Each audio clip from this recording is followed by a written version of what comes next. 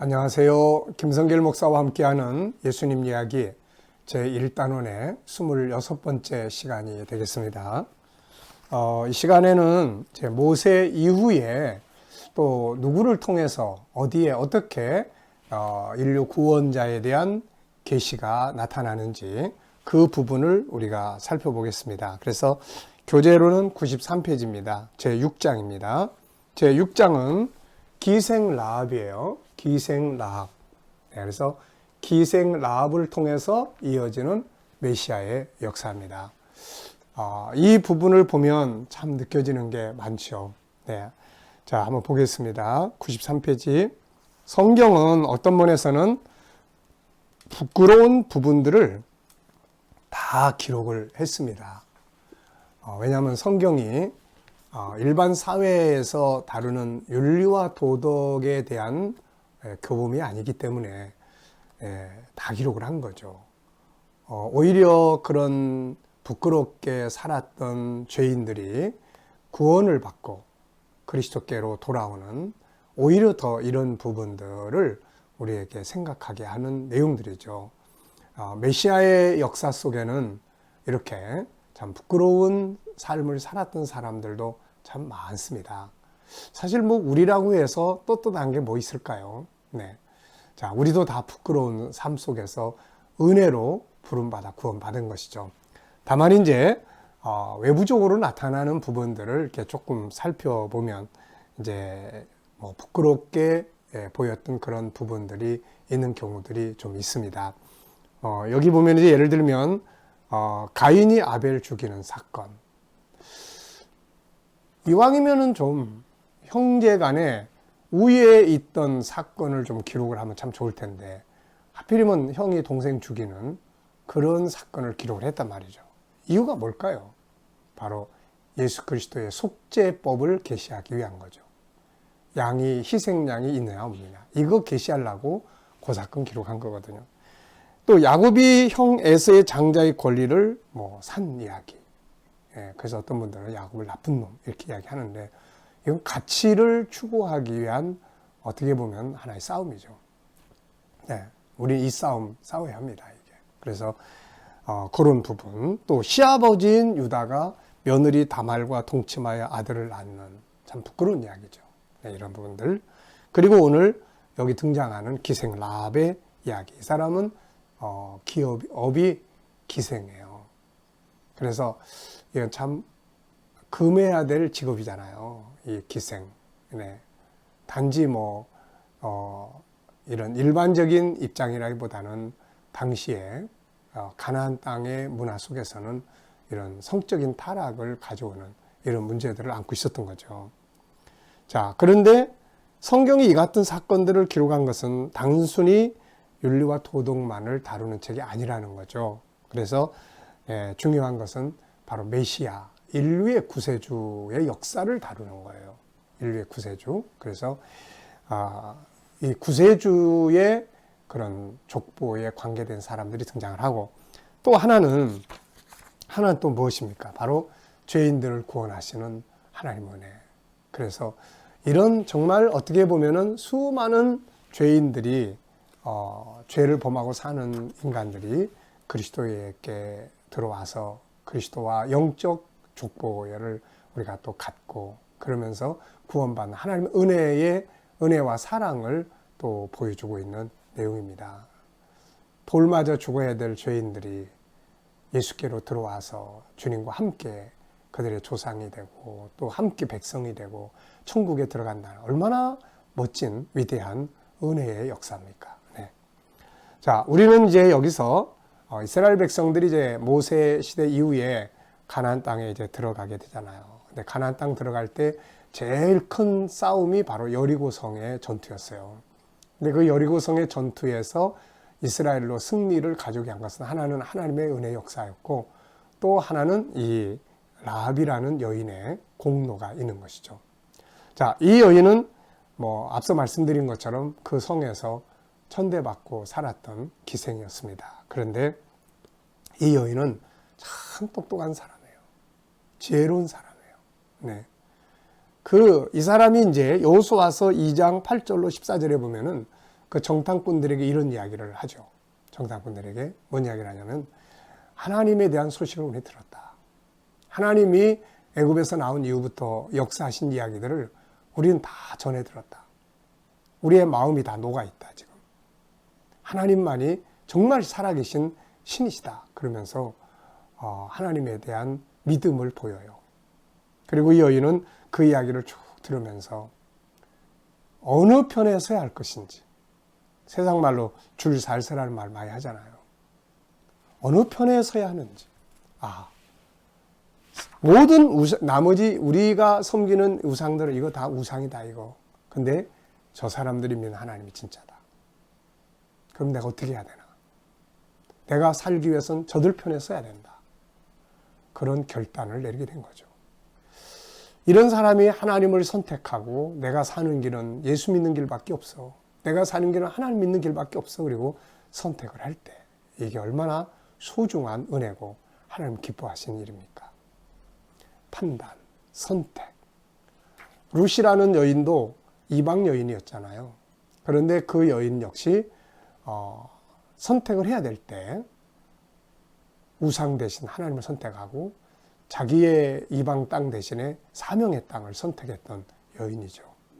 그래서 참 이게 중요한 것 같아요. 우리가 어떻게 살았느냐보다는 결국 무엇을 선택하고 어떤 방향으로 갈 거냐, 지나온 삶이 어땠느냐 이거보다는 내가 지금 무엇을 선택을 하고 살아갈 거냐. 이 여인은 하나님을 선택한 거예요. 예수 그리스도를 선택한 겁니다.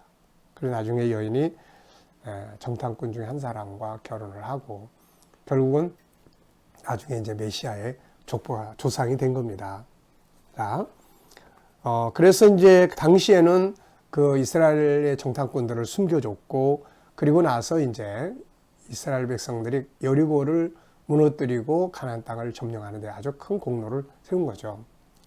자, 마태복음 1장 5절에 보면은 이렇게 기록을 했어요. 살몬은 라합에게서 보아스를 낳았다. 이 라합이 바로 보아스의 어머니예요. 보아스의 어머니. 살몬은 라합에게서 보아스를 낳았다. 네. 또 보아스는 룻에게서 오벳을 낳았다.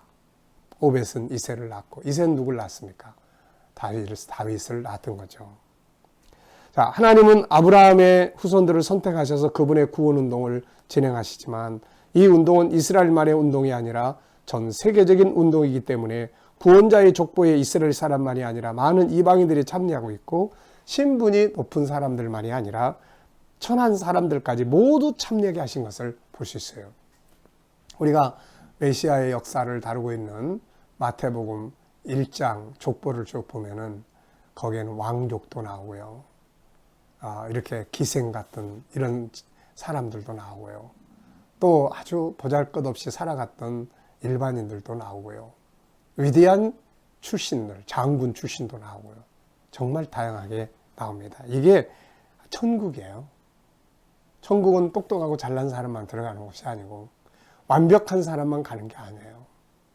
누구든지 다 그리스도의 사랑을 받고 예수 그리스도를 구세주로 믿는다면 왕이든 천한 사람이든 세상에 본래 천한 사람이 어디 있어요? 창세기 1장 17절에 보면은 본래는 우리 모든 사람은 다 하나님의 형상을 가진 천하보다 귀한 존재죠. 세상에 와가지고 약육강식의 제도, 물질 문명의 제도 이것 때문에 어떤 사람 노예가 되고 어떤 사람 왕이 되고 하는 것뿐이지. 그래서 예수 그리스도 안에서는 누구나 다 죄인이고 누구나 다 천하보다 귀한 존재고 그런 것이죠.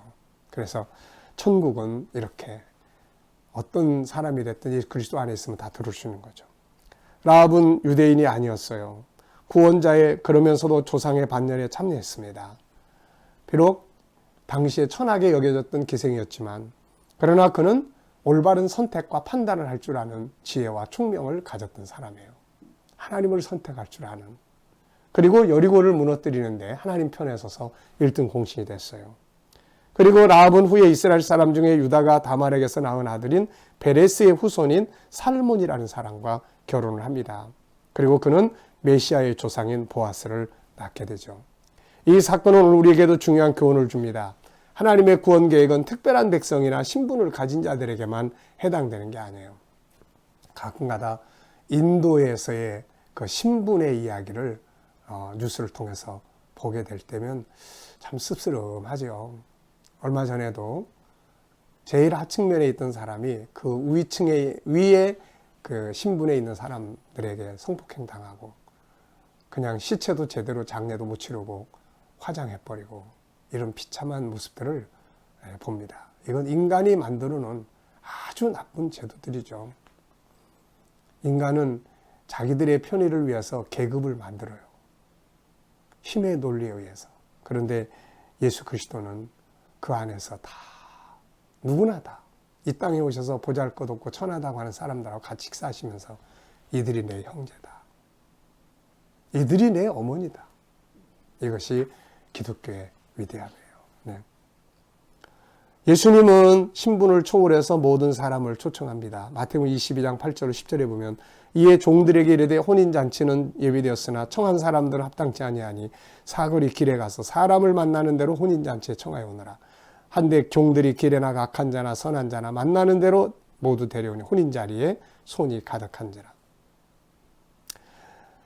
이 거룩한 역사를 위해서 쓰는 종들도 마찬가지죠. 이 일을 완성하기 위한 사명의 역사 역시 어떤 특정한 사람들만이 하는 게 아니라 신분 고하를 막느라고 누구든지 참여해야 할 일이라는 걸 알 수 있다. 행여라도 하나님의 구원 계획을 이루는 일이 특정한 사람들만의 것이라고 생각하면서 외면하고 있지는 않는지 주의할 일이다. 네. 우리 모두의 사명이에요. 예수 그리스도의 구원의 역사는 우리 모두에게 은혜고 우리 모두가 다 이 복음을 전해야 될 사명이 있는 거죠. 나는 뭐 선교사 아니니까, 나는 목회니까 목회만 해야 되고, 나는 선교사가 아니고 성도니까 난 그런 일하고 상관없고. 아니에요. 성도나 목회자나 선교사나 예수 그리스도를 믿어 구원받은 사람이라면 누구나 다 빈부귀천을 막론하고 다 구원받을 수 있는 것처럼 빈부귀천을 막론하고 누구나 다 예수 그리스도, 이 위대한 복음을 전해야 될 사명이 다 있는 것입니다. 자, 이 시간에는 기생 라합을 통해서 이어지는 메시아의 역사, 이것이 이 역사의 흐름이 오늘 저와 여러분들의 이름으로 이어질 수 있길 바랍니다. 김성길 목사를 통해서 전해지는 메시아 구원 운동, 여러분들의 후손을 통해서, 여러분을 통해서 이어지는 메시아의 구원의 역사. 이게 얼마나 멋진 거예요, 이게. 우리 모두가 다 그 삶을 살아갈 수 있기 바랍니다. 이 시간 말씀 여기서 마치겠습니다. 감사합니다.